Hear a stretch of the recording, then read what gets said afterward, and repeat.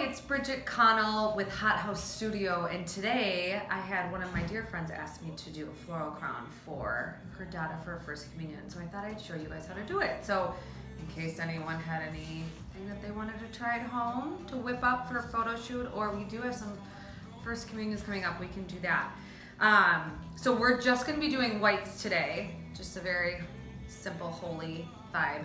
We're just going to be using some white spray roses and some baby's breath.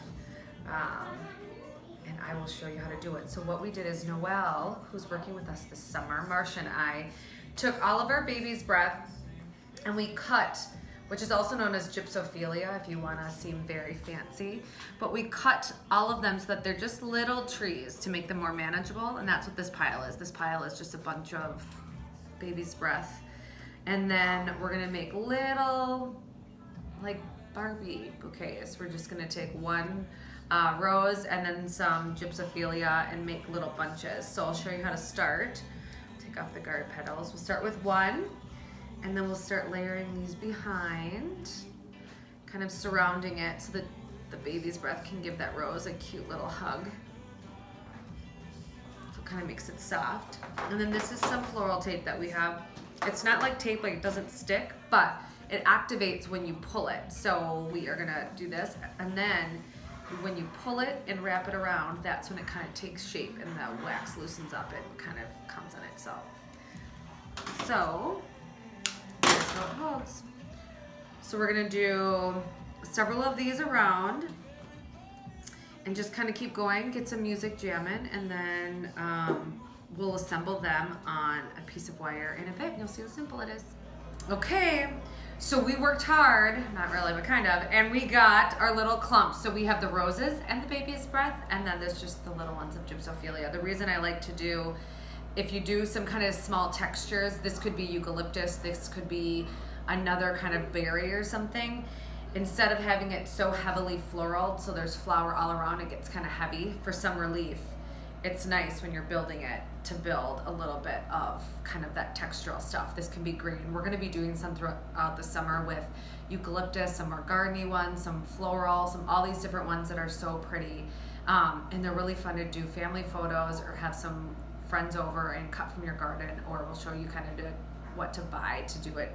That would be fun. So we're gonna start. This is paper coated wire. It's just like this. You could use, it's an Oasis product. You could also use this is a bind wire, but you could also do a paddle wire.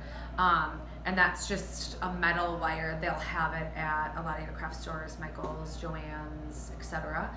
But this is what we use. I start and I just do a loop at the end. So just loop it around to kind of start, and we'll tie some ribbons here so that you'll actually tie the ribbons to close it instead of wire. It's just safer and cuter. So we'll start with one little clump here. We're gonna do two at a time. And then I'm gonna take my wire or my tape like we talked about. Now this isn't sticky until you pull it. So I'm gonna pull it while I wrap it. Again, this is floral tape.